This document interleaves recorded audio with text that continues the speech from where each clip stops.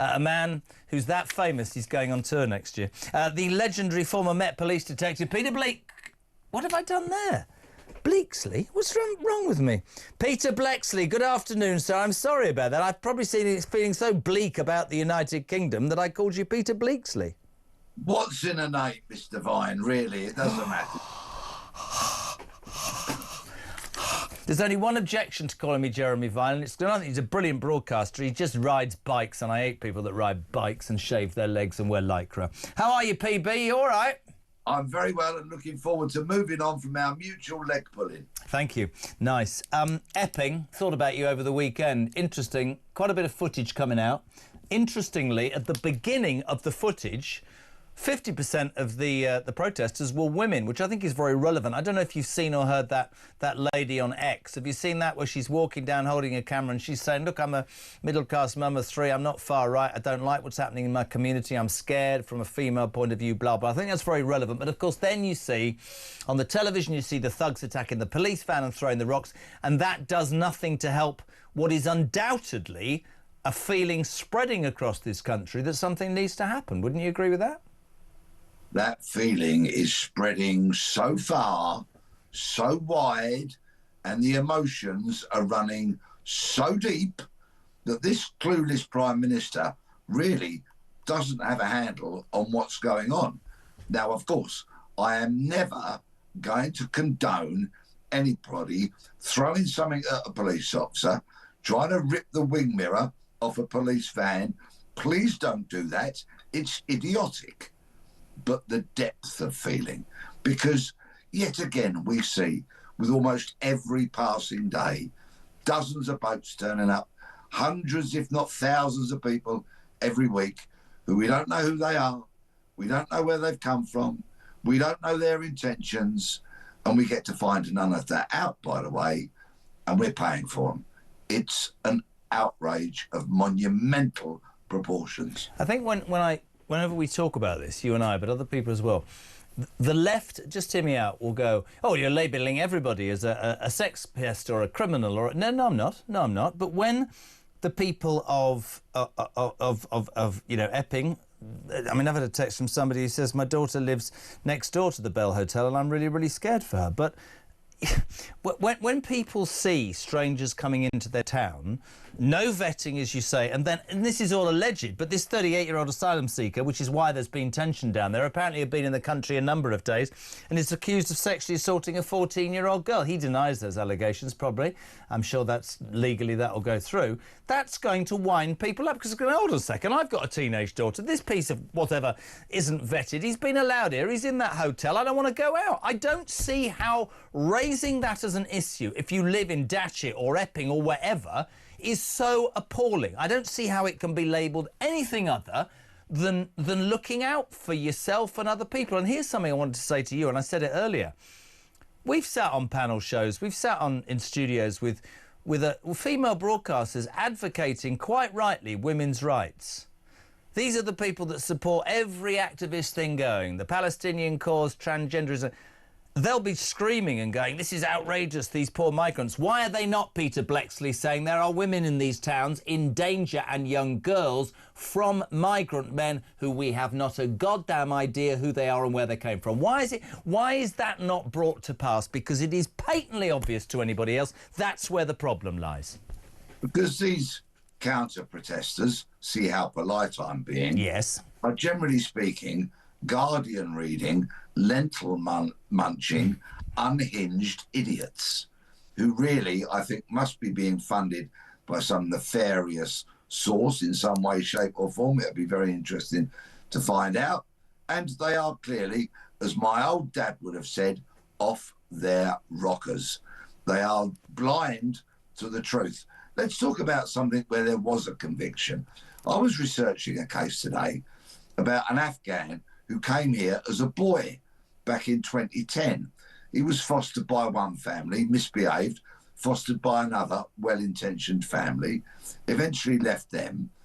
And in 2014, he, at the age of 19, was convicted of raping a 12-year-old child. Kochai, his surname is.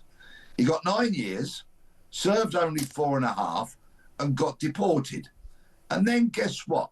Came back. In 2023, journalists from the Times, that redoubtable newspaper, found him in a migrant camp in Dunkirk as he was trying, having been deported to Afghanistan, and once again crossed the globe and was trying to get back into the UK. And he vowed that he would never stop trying. Now, I've tried to find out whether he is here or not. Of course, it's a very difficult task. My work will continue. But that's an example of what we're up against. And I say we because it's we as a nation who are facing this flood of people, not only those kind of migrants, but all the other ones who come here on visas, overstay, bring dependents, nanas from Nigeria, grannies from Ghana, who never contribute to the economy and just have a one-way ticket in terms of exploiting our resources. One of the things that I've always thought with you, which is why I love you, is that when we have our conversations, it's very direct. So I've been saying this for months. I don't understand, maybe it's me age, how this is so difficult. I've said it already in the show 3 times. You train 1,000 crack officers, border control. You take an ocean-going liner that's stripped. You send the Navy, nobody comes ashore. They're put on those boats. They're processed within 24 hours. If you cannot legitimately prove that you have a good thing, you're sent to a detention centre that is purposely built somewhere that's cold and wet and horrible, that you don't get privileges, because that way the message would get back, because we are a soft touch. And I think for years, Pete, I think that soft touch was allowed to be got away with because people were okay. I think COVID, and I sound like a Tory, I think the cost of living, I think that everything that's happened, people are going, hold on a minute, I'm struggling, but I'm looking around me and these other people aren't struggling. These other people who haven't left a war-torn country, whatever the lefties tell you, they're doing better than me. And then I think people are going, well, that's not right and that's not fair. And then you add in the safety angle and you add in the loopholes that patently there are. And for me, the biggest deterrent is be less soft. And I really, really understand why people are, well, genuinely hacked off and show little... And it's so easy, isn't it, with Southport for Starmer to go, they're all far right. Have you seen that clip on X, by the way? Have you seen it? Which one? The lady saying about Epping. Have you seen it? I don't think I have. I've seen a lot of footage from Epping. Have you got that? I want to play this to you, Peter, and for people who've just tuned in, because for all the people who go, oh, they're all far-right thugs with bricks, this lady was in the Epping protest. Have a listen. Everybody is really concerned about who is in that hotel. Crime in the area is shocking, and this is a beautiful place to live. And we are all very concerned, as are other people in other towns around the country. We need to stick together, peaceful protest, and the government need to listen to us. They need to listen to real people on the ground, people that work hard and love their country. And we're here to protect that. Our values are very important and we must protect them. Peter see what I mean? I mean, I think, I know what his name is. I think that is a really, really interesting moment, because she's not a far-right thug. She's just a mum and a local person. Who cares, Pete? That's it. I adore her. Yeah. I hope that footage goes far and wide. I'm sure that Starmer wouldn't want to see it. While I'm talking about that lamentable, repulsive man, can I point out that today he was in front of a House of Commons Select Committee. And at the end of the committee, somebody asked him about summer holiday. Please, if you get the opportunity, may one of the team have a look at it, because he laughs about having his holiday spoilt last year. Yes, he laughs about an event where 3 young children were brutally murdered. Many other people were also severely injured because of that appalling rampage. And of course, there was a lot of upset thereafter. He actually chuckles, laughs at that committee when talking about his cancelled holiday last year. The man is abominable. Yeah, he's not that great. Very quickly as well, the other story, if we can. Farage out today saying, I've got a hardline crime plan. Hear me out. He says, I'm going to tackle lawless Britain. I'm going to halve crime. I'm going to recruit 30,000 new police officers. I'm going to end early release for violent offenders. I'm going to deport foreign criminals. And also, the most serious offenders could be forced to serve their time in jails overseas, with proposals that Salvador might be a thought. What are your thoughts on that, Peter? I watched the entire press conference and the questions from the press, and so much of what Mr. Farage said really chimed with me. But it's really important that we look at the detail behind what could be construed as sound bites, or else it all falls down. And I say this because much of what he said I want actually to happen. Take, for example, prisoners serving sentences in foreign countries. Look at that Afghan man I've just spoken about. If the government can make arrangements with countries like Syria, Afghanistan, Pakistan, where some of these offenders come from, to return them to those countries so they serve their sentence, for the benefit of victims, they mustn't be allowed to get off the aeroplane and somebody in those countries go, oh, well, mate, it was only rape. On you go. You don't have to serve any time, because that would be failing victims. And that's really important.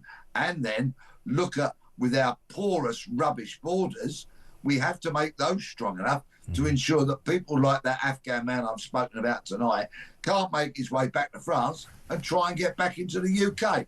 There's a lot of detail that needs to be put on these ideas as they're fleshed out, worked on, and then become real, credible, worked up, solid kind of policies, so that Mr. Farage could potentially turn around and say, I'm now ready to govern. But you see, it's really interesting, and I get that. I made the point earlier, though, that Sadriri Starmer managed to win a 180-seat majority with the clearest example ever of a Ming-Vase policy, which you don't say anything in case you drop the ball. They've all been shouting for meat on the bone. Interestingly, I bet if you did a cross-section of people, of course, Labour and Tory have shot him down and said, you don't understand. How much is it going to cost? You've done this on the back of a fag packet. We had Matt Vickers on, he smokes lots.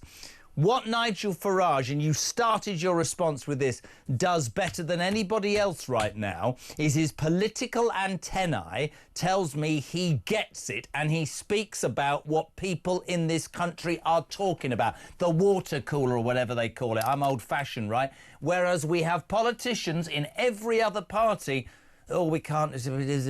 He seemingly doesn't give a toss, putting it completely straight to you. That's how I see it. Yes, and I completely get that. But look, what this nation desperately needs, and I mean needs, because we're in a state of emergency, after the lamentable Tories, this pathetic current government, whoever takes over next must be up to the job. They must have a team of smart, bright, articulate, intelligent people who will do the job. They must rip out all the infrastructure that Blair started sowing in the civil service in 1997 and get that out and sort the civil service out. So instead of them keeping politicians in a position where they can't actually do things, a party goes in there, a government goes in there and rebuilds, repairs and restores this once great nation. Couldn't agree more. We love having you on. I think you should be the Justice Minister in the next government. That's what I think. But not in a pink shirt. Peter Bleksley, thank you very much indeed.